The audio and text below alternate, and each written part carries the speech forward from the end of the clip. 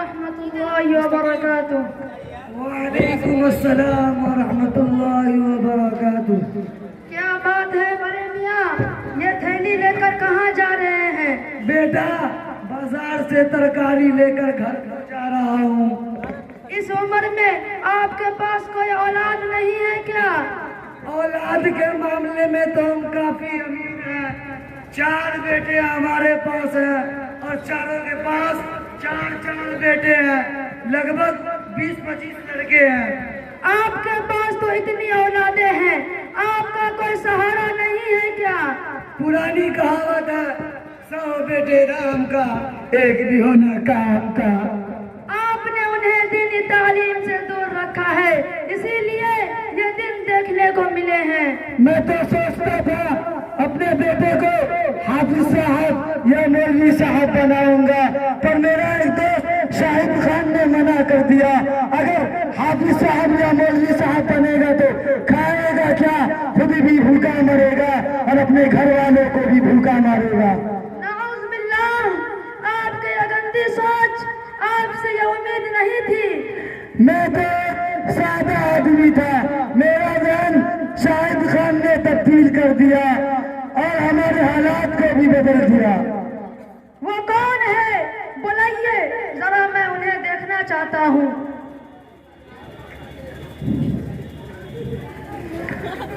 8 5 3 2۔ السلام علیکم ورحمۃ اللہ وبرکاتہ۔ ہاں بھائی، آپ جلدی سے آ جائیں، میرا ایک ساتھی آپ سے ملنا چاہتا ہے۔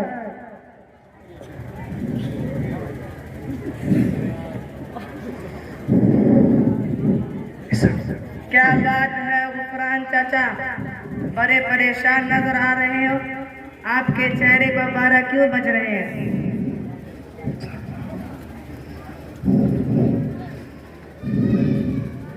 کیا بات ہے غفران چاچا، بڑے پریشان نظر آ رہے ہیں، آپ کے چہرے پر پارا کیوں بج رہے ہیں؟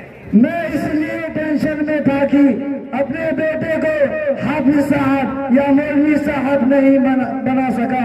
آپ ہی نے تو منع کیا تھا، اگر حافظ صاحب یا مولوی صاحب بنے گا تو کھائے گا کیا؟ آپ کی بات تو صحیح ہے، 4 یا 5 ہزار مولوی صاحب کیا کریں گے؟ خود بھی کھائیں گے یا اپنے بچوں کو کھلائیں گے؟ نوبت یہاں تک کہ آئے گی کہ خود بھی بھوکے ماریں گے اور اپنے بچوں کو ہی بھوکے ماریں گے۔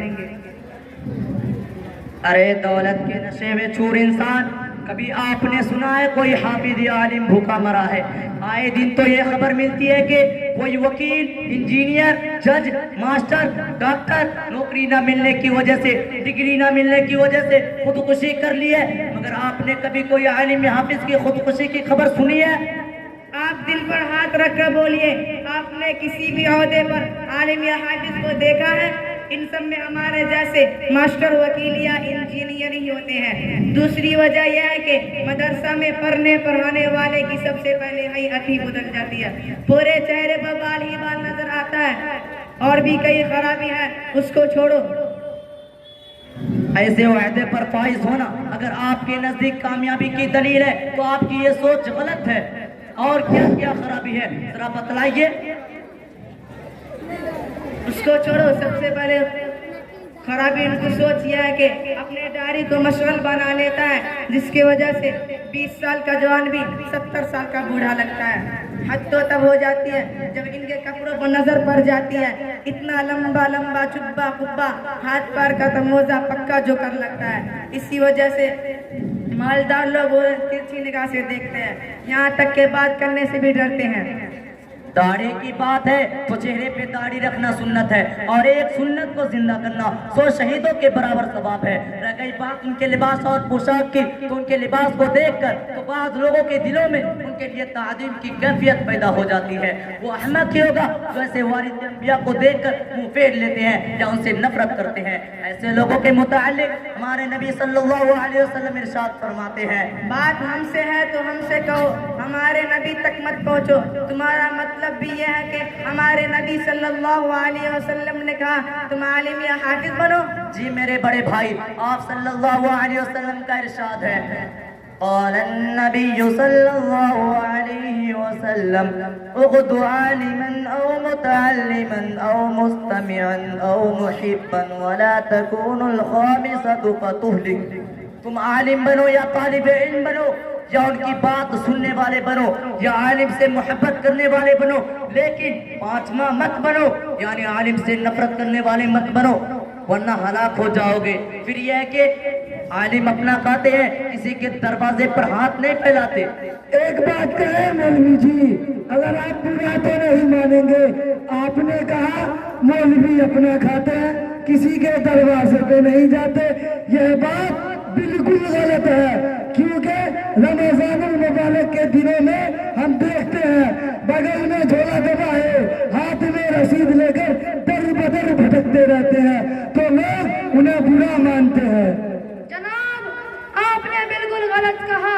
اگر رمضان کے مبارک موقع سے کسی صاحب ثروت یا کسی امیر لوگ سے چندہ کی غرض سے ملتے ہیں تو اپنے لیے نہیں بلکہ اپنی امت کے فقراء و مساکین طلاب کے لیے، لیکن وہ باطنی طور پر اپنے امیر و صاحب ثروت پر احسان کرتے ہیں، مگر جاہل اس بات کو کبھی بھی نہیں سمجھ سکتے، جبکہ اللہ تبارک و تعالیٰ نے صاف صاف کہا ہے خذ من اموالہم صدقۃ تطہرہم وتزکیہم بہا وصلی علیہم. دیکھیے مولوی جی، بات نبی تک تھی تو ہم نے برداشت کی، اگر اللہ تک پہنچی تو تیری خیر نہیں. یہ ڈنڈا دیکھا ہے نا، اسی ڈنڈے سے ماروں گا. کیا اللہ بھی تیری تعریف کرتے ہیں؟ رب کائنات کا کھلا چیلنج ہے. اللہ تبارک و تعالیٰ نے ہمارے نبی صلی اللہ علیہ وسلم سے مخاطب ہو کر فرماتے ہیں اے نبی کہہ دیجئے کہ اہل علم اور اہل جل یکساں نہیں ہو سکتے، جیسے رات دن برابر نہیں ہو سکتے، آگ اور پانی برابر نہیں ہو سکتے، ٹھیک اسی طرح اہل علم اور اہل جل برابر نہیں ہو سکتے. ہم بھی تو خوب عبادت کرتے ہیں اور اللہ کے سامنے خوب گر گراتے ہیں اور اللہ سے خوب ڈرتے ہیں، اسی لیے تو ہمارا دوسرا نام عبدی ہے. ہمارے نبی صلی اللہ علیہ وسلم ارشاد فرماتے ہیں ایک عالم دین شیطان پر 70,000 عابدوں سے زیادہ سخت ہے. آپ تو اس طرح کہہ رہے ہیں جیسے ہم مسلمان ہی نہیں، ہم تو اللہ اور رسول کا نام لیتے ہیں، کھودا پہاڑ نکلا چوہا. اگر آپ کو اتنا فخر ہے تو غسل اور روزوں کے فرائض بتلائیے.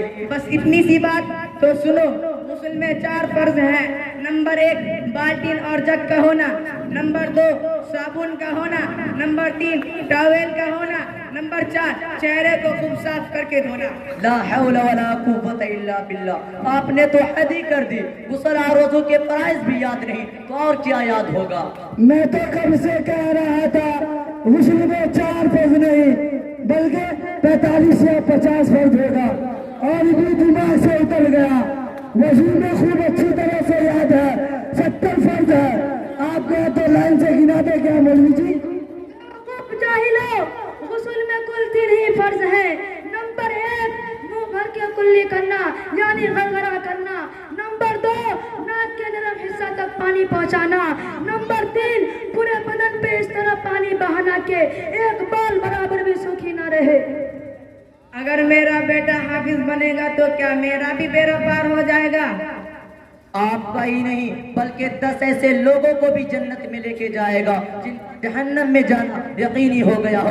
ہمارے نبی صلی اللہ علیہ وسلم ارشاد فرماتے ہیں کہ جس نے قرآن پڑھا اور حفظ یاد کیا اور اس کے حلال کو حلال سمجھا اور حرام کو حرام جانا تو اللہ تبارک و تعالی اس کو بھی جنت میں داخل کرے گا. میں آج پکا وعدہ کرتا ہوں کہ اپنے بچوں کو حافظ قرآن اور عالم دین بناؤں گا، اور میں حافظ اور عالم کی خوب عزت کرنا سیکھ گیا. چلو دیر صحیح آپ کو تو سمجھ میں آ گئی نا، یہ بھی من جانب رب ہوا. ہمارے نبی صلی اللہ علیہ وسلم ارشاد فرماتے ہیں جو بھلائی کا ارادہ کرے اللہ تبارک و تعالی اس کو دین کی سمجھ عطا فرما دیتے ہیں. میں بھی عالم اور حافظ کو بہت ہی گیری نگاہ سے دیکھتا تھا. اللہ تبارک و تعالی مجھے معاف کرے گا یا نہیں؟ ہمارے نبی صلی اللہ علیہ وسلم ارشاد فرماتے ہیں التائب من الذنب کمن لا ذنب لہ. گناہوں سے توبہ کرنے والا ایسا ہے گویا کہ اس نے گناہ کیا ہی نہیں. میں بھی وعدہ کرتا ہوں آج سے ہر ایک عالم دین کی عزت و قدر کروں گا اور اپنے اہل و عیال کو بھی حافظ قرآن بناؤں گا. وہ کیسے؟ ذرا ہمیں بھی تو بتلائیے مولوی جی. رمضان المبارک کے بعد مدرسہ فاطمۃ الزہرا دھموارہ کے ذمہ دار حضرات قاری امجد صاحب اور شمس عالم صاحب سے رابطہ کیجئے، انشاءاللہ تعالی داخلہ ہو جائے گا. السلام علیکم ورحمۃ اللہ وبرکاتہ. وعلیکم السلام ورحمۃ اللہ وبرکاتہ.